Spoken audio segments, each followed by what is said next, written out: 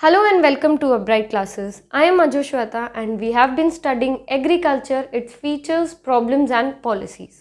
First video lecture में हम इस टॉपिक के फीचर्स एंड प्रॉब्लम्स के बारे में बात कर चुके हैं। सेकेंड वीडियो लेक्चर में हमने इसकी पॉलिसीज़ यानी एग्रेरियन रिफॉर्म्स के बारे में बात की थी, जिसमें हमने बात की थी कि तीन टाइप के रिफॉर्म्स होते हैं, institutional, general and technical reforms. Now second video lecture में हम इन दो रिफॉर्म्स के बारे में बात कर चुके हैं। सो ये इस टॉपिक का थर्ड वीडियो लेक्चर है एंड लास्ट वीडियो लेक्चर है, जिसमें हम बात करेंगे कि टेक्निकल रिफॉर्म्स कौन से थे, ग्रीन रेवोल्यूशन क्या होता है, कैसे ग्रीन रेवोल्यूशन की अचीवमेंट्स थी एंड लिमिटेशंस थी, एंड ये जो एग्रेरियन रिफॉर्म्स थे उनका हमने क्रिटिकली एनालिसिस किया है एट द एंड, जिससे पता चलेगा कि क्या इंडिया को एक और ग्रीन रेवोल्यूशन की ज़रूरत है। बट बिफोर दैट हम स्टडी करेंगे कि टेक्निकल रिफॉर्म्स क्या थे। नाउ हम बात कर चुके हैं कि गवर्नमेंट ने लैंड रिफॉर्म्स लेके आया, इंटरमीडियरीज को, मिडिल मैन को एलिमिनेट किया, लैंड सीलिंग की, एंड जनरल रिफॉर्म्स में हमने बात की कि क्रेडिट फैसिलिटीज़ प्रोवाइड करवाई गई, सब्सिडी पॉलिसी प्रोवाइड करवाई गई एंड मार्केट भी प्रोवाइड करवाए गए, मार्केट सेटअप करे गए, सोसाइटीज़ कमिटीज सेटअप करी गई ताकि फार्मर्स अपना प्रोड्यूस वहाँ सेल आउट कर सके। नाउ गवर्नमेंट ने हमारे लिए सब कुछ कर दिया, अब एक्चुअली प्रोडक्शन की बारी है कि अब हम प्रोडक्शन में जो प्रॉब्लम्स आ रही थी उनमें कैसे चेंजेस आया एंड कैसे वो हमारे लिए ठीक हो गए, कैसे क्रॉप की और प्रोडक्शन हुई, कैसे एग्रीकल्चरल प्रोडक्टिविटी इम्प्रूव हुई। क्योंकि at the time of independence agriculture backward था, स्टैग्नेंट था, एंड हमने पढ़ा था कि ये सबसे इम्पॉर्टेंट सेक्टर है हमारी इकोनॉमी का, क्योंकि 72% ऑफ द पॉपुलेशन एग्रीकल्चर पे डिपेंड करती है। सो ऑब्वियसली हमें क्रॉप प्रोडक्शन इम्प्रूव करनी थी ताकि इंडिया सेल्फ सफिशिएंट हो जाए, सेल्फ रियलाइंस हो जाए in the production of food grains. So basically technical reforms लाए गए। इन 1966 एक न्यू टेक्नोलॉजी अडॉप्ट की गई, उस टेक्नोलॉजी का नाम था HYV सीड्स, जिसका एक और नाम था green revolution. Now green revolution क्या होता है? ग्रीन रेवोल्यूशन मीन्स एक ऐसा टाइम पीरियड जहाँ पे बहुत ज़्यादा चेंज हो गया, रेवोल्यूशन मतलब बहुत चेंज आ गया, सडन चेंज आ गया। Now in 1966 father of green revolution that was MS Swaminathan, वो ग्रीन रेवोल्यूशन लेके आए। कैसे? ग्रीन का मतलब होता है क्रॉप, रेवोल्यूशन का मतलब होता है स्पर्ट। स्पर्ट का मतलब होता है कि सडनली कोई चीज़ में चेंज आ जाना, यानी क्रॉप प्रोडक्शन में सडनली चेंज आ गया। अगर हम यहाँ पे क्रॉप प्रोड्यूस कर रहे थे तो अब हम इतनी क्रॉप प्रोड्यूस करने लग गए सडनली। कैसे?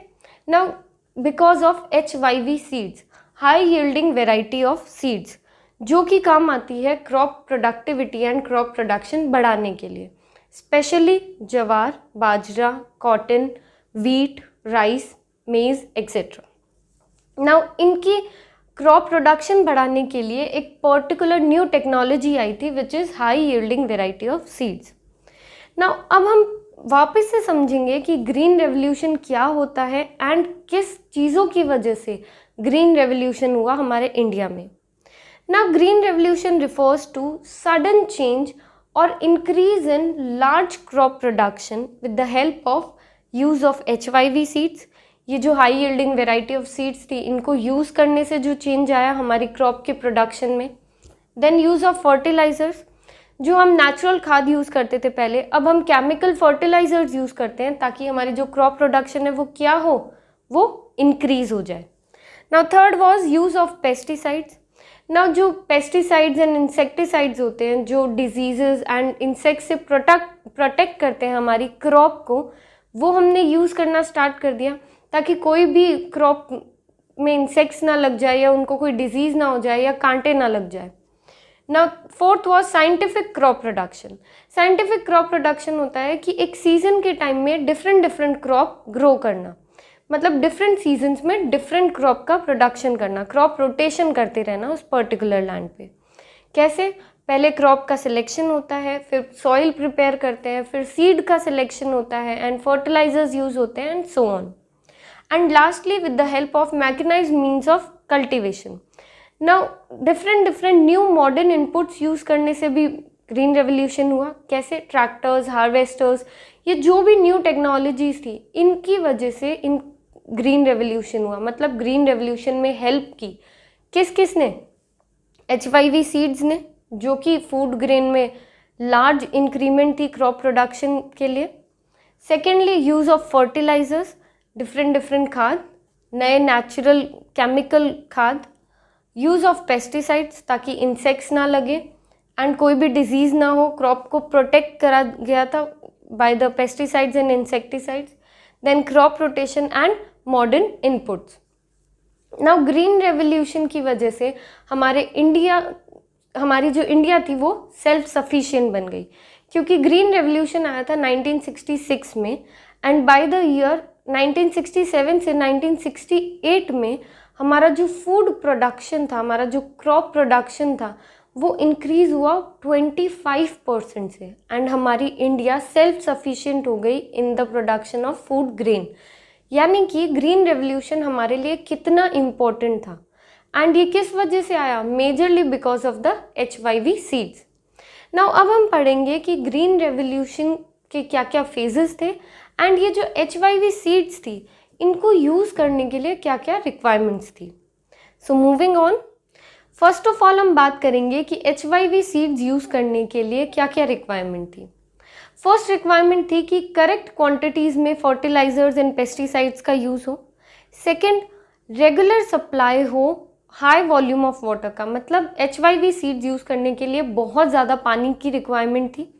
सो हमारे फार्मर्स को क्या क्या रिक्वायरमेंट थी अगर उनको HYV सीड्स यूज़ करनी है? तो पहली बात तो इरिगेशन फैसिलिटीज़ अच्छी हो एंड दूसरा फिनेंशियल हेल्प मिले ताकि वो इन फर्टिलाइजर्स एंड पेस्टिसाइड्स का यूज़ कर सके। नाउ अब हम बात करेंगे कि ग्रीन रेवोल्यूशन के क्या क्या फेजेस थे। ग्रीन रेवोल्यूशन का फर्स्ट फेज था from mid 1960s to 1970s। Now इस फेज में ग्रीन रेवोल्यूशन का स्कोप जो था वो रिस्ट्रिक्टेड था towards the regions who produce wheat and rice in the crop production. मतलब अगर कोई एरियाज व्हीट और राइस का क्रॉप प्रोडक्शन कर रहे हैं तो उनके लिए ग्रीन रेवोल्यूशन बेनिफिशियल था, वरना नहीं था। एंड वो कौन कौन से रीजन्स थे? Punjab, Andhra Pradesh and Tamil Nadu. But in the mid 70s and mid 80s में ये देखा गया कि ग्रीन रेवोल्यूशन का स्कोप वाइड स्प्रेड हो गया एंड अब ये बहुत सारी जगह पे, बहुत सारे एरियाज़ में यूज़ हो रहा है हमारी कंट्री के। ऑल्सो ये जो HYV सीड्स थी उनसे अब और भी वेराइटी ऑफ क्रॉप्स इफ़ेक्ट हो रही है, मतलब बेनिफिट हो रही है।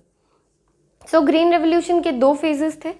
अब हम बात करेंगे कि ये जो ग्रीन रेवोल्यूशन था, ऑब्वियसली हम देख चुके हैं कि ग्रीन रेवोल्यूशन की वजह से बहुत सारे चेंजेस आए हमारे इंडियन इकोनॉमी में। सो ये ग्रीन रेवोल्यूशन के अचीवमेंट्स क्या थे एंड लिमिटेशंस क्या थी। नाउ मूविंग ऑन, अब हम बात करेंगे कि ग्रीन रेवोल्यूशन के क्या क्या अचीवमेंट्स थे। फर्स्ट अचीवमेंट था increase in production and productivity. हमने पढ़ा था कि HYV सीड्स यूज़ करने से हमारी क्रॉप प्रोडक्शन में इंक्रीज़ हुआ, जिसको हम ग्रीन रेवोल्यूशन बोलते हैं। So obviously productivity and production में इंक्रीज़ हुआ एंड हमारे जो इंडिया थी जो स्टैग्नेंट थी वो स्टैग्नेशन से बाहर आ गई। एंड क्योंकि हमारी प्रोडक्टिविटी इंक्रीज़ हो गई तो एक स्ट्रक्चरल शिफ्ट नोटिस किया गया एंड हमारी जो ये इकोनॉमी थी वो बैकवर्डनेस से बाहर आ गई, क्योंकि अब हम और ज़्यादा प्रोडक्शन कर रहे हैं। Second achievement was substantial rise in acreage. Now acreage होता है एरिया अंडर कल्टीवेशन, उसमें भी क्या देखा गया? उसमें भी राइज देखा गया। कैसे? जो भी टाइम लगता था एक क्रॉप के सोइंग एंड उसकी हार्वेस्टिंग के बीच में, सोइंग मीन्स कि एक सीड को प्लांट करना अर्थ में and harvesting of the crops, उनके बीच में जो टाइम लगता था अब वो टाइम रिड्यूस हो गया है because of the HYV seeds. And जो भी टाइम लगता था फैलोइंग में, फैलोइंग एक ऐसी प्रैक्टिस होती है जिसमें हमें लैंड को अनकल्टिवेटेड छोड़ना पड़ता है फॉर सम टाइम ताकि वो अपनी फर्टिलिटी को रीगेन कर ले। अब ये जो टाइम लगता था वो भी एलिमिनेट हो गया because of the use of chemical fertilisers. ना क्योंकि अब हम नए नए फर्टिलाइजर्स यूज़ कर रहे हैं, इंसेक्टिसाइड्स यूज़ कर रहे हैं, सो ये जो टाइम था वो भी एलिमिनेट हो गया एंड हमारे पास और टाइम बच गया ताकि हम डबल क्रॉपिंग कर सके और क्रॉप प्रोडक्शन कर सके। एंड जो हमारे ऐसे एरियाज़ थे कल्टीवेशन के अंडर जिन पे क्रॉप प्रोडक्शन बहुत मुश्किल था नेचुरल तरीक़ों से, सो केमिकल फर्टिलाइजर्स की वजह से, HYV सीड्स की वजह से उन एरियाज़ पे भी कल्टीवेशन स्टार्ट हो गया। सो हमारा जो एरिया था वो भी इंक्रीज़ हो गया, राइज हो गया। उससे अगेन क्या हुआ?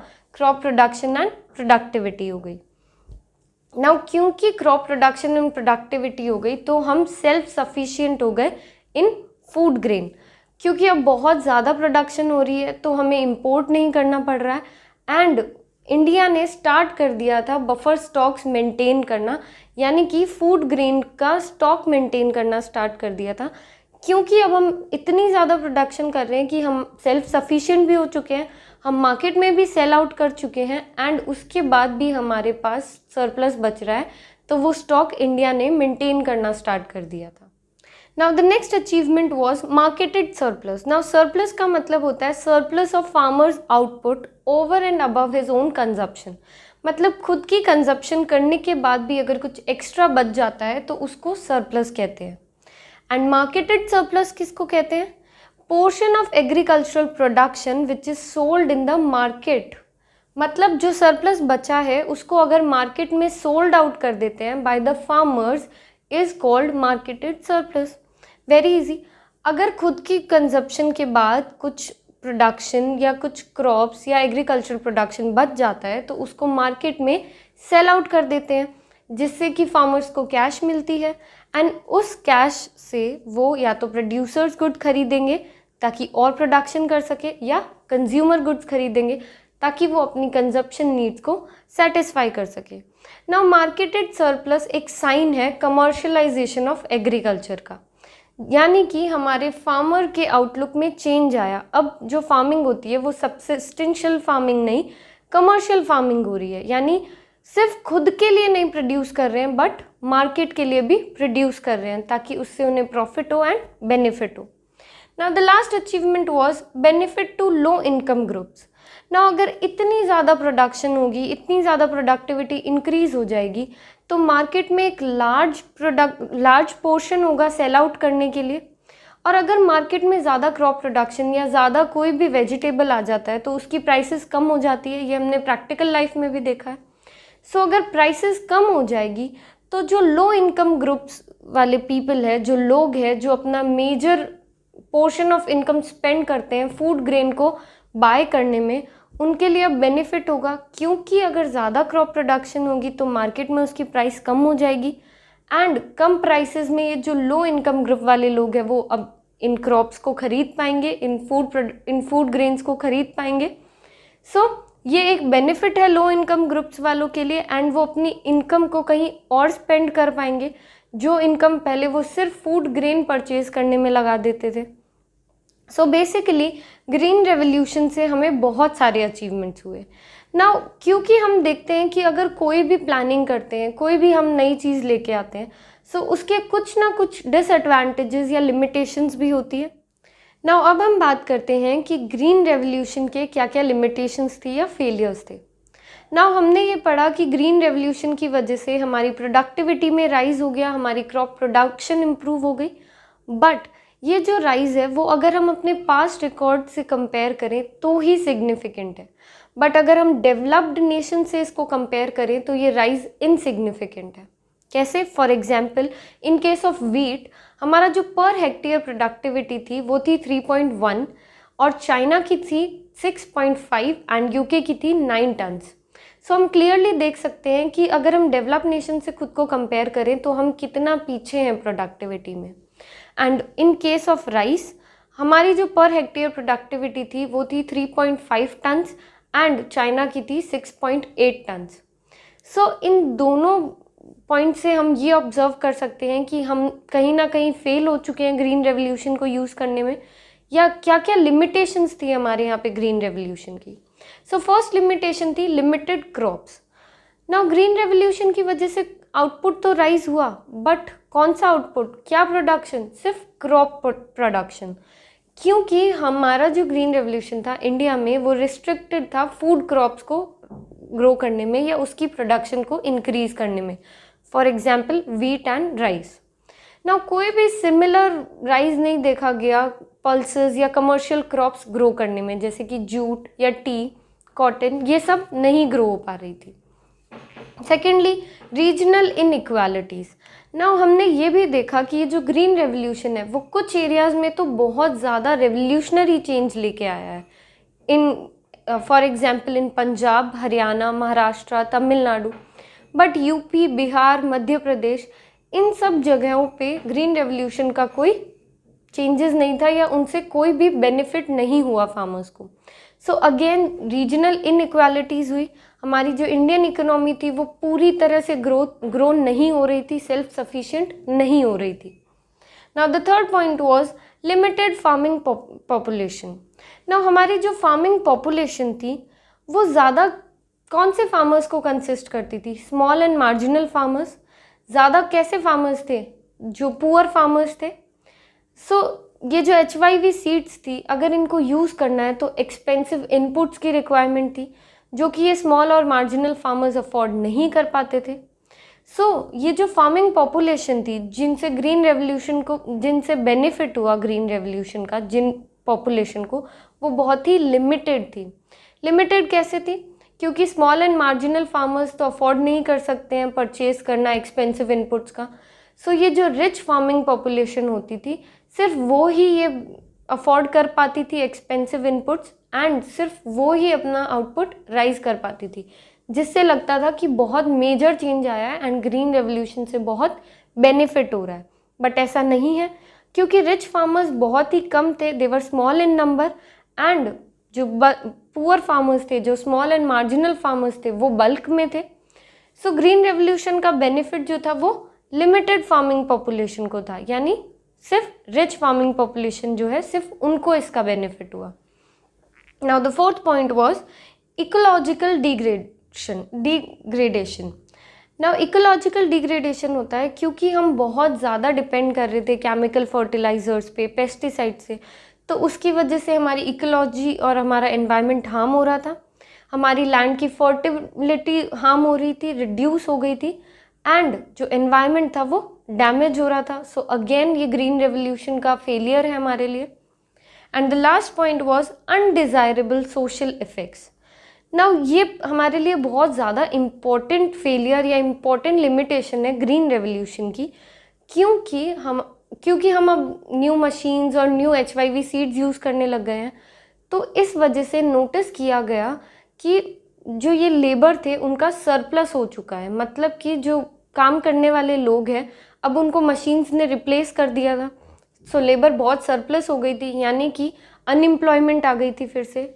यानी ग्रीन रेवोल्यूशन की वजह से कुछ सोशल इफ़ेक्ट्स आए जो कि बिल्कुल भी अच्छे नहीं थे हमारी इंडियन इकोनॉमी के लिए। सो ये थे हमारे लिमिटेशंस या फेलियर्स ग्रीन रेवोल्यूशन के। नाउ हमने देखा कि ग्रीन रेवोल्यूशंस के जो अचीवमेंट्स थे वो बहुत ज़्यादा प्रेज़वर्दी थे, बट जो लिमिटेशंस थी वो अगर हम डेवलप्ड नेशन से कंपेयर करें तो हमारी ये ग्रीन रेवोल्यूशन की बहुत सारी लिमिटेशंस थी। मतलब एक्चुअली तो हम कुछ भी अचीवमेंट नहीं कर पाए हैं क्योंकि डेवलप्ड नेशंस हमसे बहुत ज़्यादा आगे हैं। सो इसीलिए हमारे लिए ये सब लिमिटेशंस थी। अब हम बात करेंगे कि ग्रीन रेवोल्यूशन हमारे लिए रिस्की कैसे था, एंड देन हम उसका एनालिसिस करेंगे, एंड फिर बात करेंगे कि क्या इंडिया को एक और ग्रीन रेवोल्यूशन की ज़रूरत है। नाउ अब हम बात करेंगे कि क्या रिस्क इन्वॉल्व थे ग्रीन रेवोल्यूशन को यूज़ करने में या ग्रीन रेवोल्यूशन के अंडर। फर्स्ट रिस्क था risk of increase in income disparities. Now क्योंकि हमने बात की थी लिमिटेशंस में कि HYV सीड्स को यूज़ करने के लिए एक्सपेंसिव इनपुट्स की ज़रूरत थी, जो मशीन्स और ये सब थे वो बहुत एक्सपेंसिव थे, and small and marginal farmers उनको अफोर्ड नहीं कर पाते थे। सो अगेन जो रिच फार्मर्स थे वो तो बेनिफिट उठा पा रहे थे ग्रीन रेवोल्यूशन का, बट जो स्मॉल एंड मार्जिनल फार्मर्स थे वो कोई भी बेनिफिट नहीं ले पा रहे थे, जिससे कि इनकम डिस्पैरिटीज़ इंक्रीज हो रही थी। एंड सेकेंड रिस्क था रिस्क ऑफ पेस्ट अटैक। ना ये जो HYV सीड्स होती है ये प्रोन होती है पेस्ट अटैक से, मतलब कि कभी भी पेस्ट अटैक हो सकता है।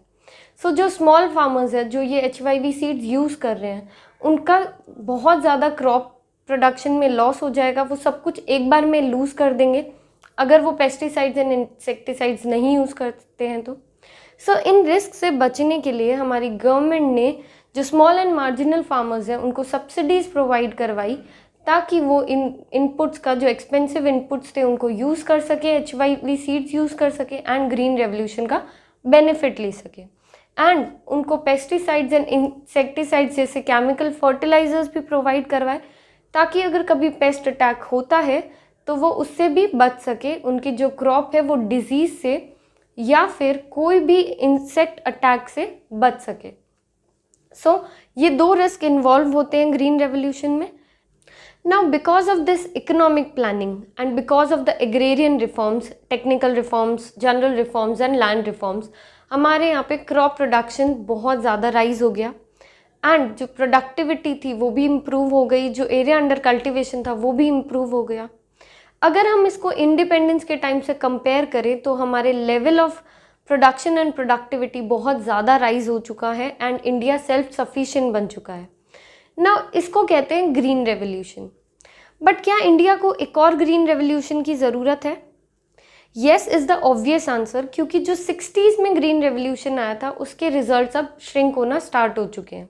एंड अगर हम कंपेयर करें जो हमारी ज़रूरत है एंड जो हमने अचीव किया है उससे विद द डेवलप्ड नेशंस, तो हमारे जो रिजल्ट्स है वो इनसिग्निफिकेंट है, हमारी जो राइज है वो बहुत ही इनसिग्निफिकेंट है। नाउ ये कैसे पता चलता है कि हमारी राइज इनसिग्निफिकेंट है? क्योंकि हमारी जो प्रोडक्टिविटी स्टैंडर्ड है वो दूसरे नेशन से अगर हम कंपेयर करें तो बहुत लो है। हमारे जो फूड ग्रेन का स्टॉक था वो भी एक पॉइंट ऑफ अनसर्टेनिटी पे आ गया था। एंड मोस्ट ऑफ द जो फार्मर्स थे हमारे इंडियन फार्मर्स, वो वेदर पे डिपेंड करते थे, जो कि बहुत अनसर्टेन था, जिसकी वजह से मार्केट भी बहुत अनसर्टेन था एंड फार्मर्स फोर्स हो गए कि वो वापस से सब्सटेंशियल फार्मिंग पे शिफ्ट हो जाए, जो कि बहुत अनप्रॉफिटेबल हो गई थी ना। अगर उनको प्रॉफिट नहीं होगा तो वो अपना जो लोन लिया है उन्होंने वो पे नहीं कर पाते थे एंड जिससे कि फार्मर्स में सुसाइडल केसेस बहुत ज़्यादा इंक्रीज हो रहे थे। सो इन सब रीजंस की वजह से इंडिया को एक और ग्रीन रेवोल्यूशन की ज़रूरत थी, जिससे कि हमारी एग्रीकल्चरल सेक्टर था, हमारी जो इकोनॉमी थी वो फिर से ग्रो होना स्टार्ट हो जाए, हम जो ये सेल्फ सफिशिएंट थे वो फिर से सेल्फ सफिशिएंट हो जाए। Till then, if you have any query, do comment down below. Thank you.